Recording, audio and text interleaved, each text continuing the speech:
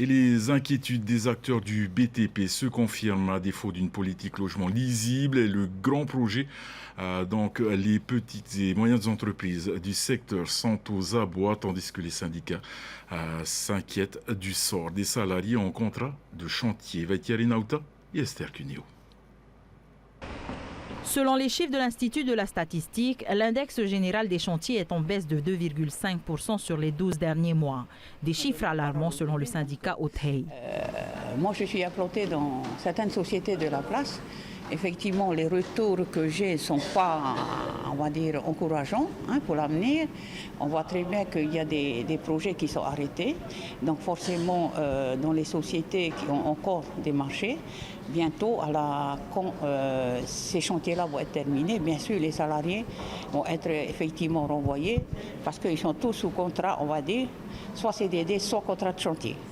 Donc forcément, c'est des contrats, dès que le chantier s'arrête, le contrat s'arrête. De son côté pourtant, le ministre des Grands Travaux assure que son budget d'investissement pour les chantiers publics est en hausse cette année. Nous avons eu une réunion avec les syndicats du BTP en janvier dernier, date à laquelle nous avons présenté tous les chantiers que nous allions lancer cette année, en tout cas les chantiers principaux. Il s'agit de 82 chantiers pour un montant de 20 milliards et 600 millions de francs. Par rapport à 2022, on a augmenté le budget d'investissement pour mon ministère de 28%.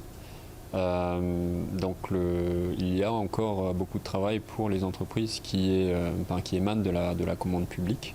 Après, il appartient aux entreprises de remporter les appels d'offres que nous lançons pour pérenniser leur activité et leurs salariés.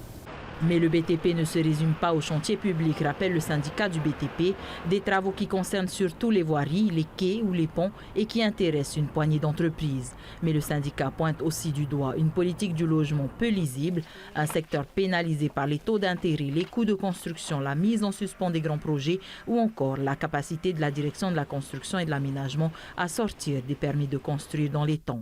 Oui, en effet, on est dans un flou, on ne sait pas trop où on met les pieds. Jusqu'à la mi de l'année, on sera plus ou moins bon, mais après, on se pose beaucoup de questions sur la deuxième partie de l'année, et notamment l'année 2025 qui va arriver. De nombreux acteurs du secteur commencent à prédire une montée en flèche du chômage dès la fin de l'année. Au gouvernement, pourtant, on indique que 2 projets devraient être lancés d'ici fin 2024. L'espace scénographique du musée Paul Gauguin à Papeari pour environ 2 milliards et le projet d'immeuble mixte de la CPS sur le site viennois Papeete pour un montant de 3,6 milliards.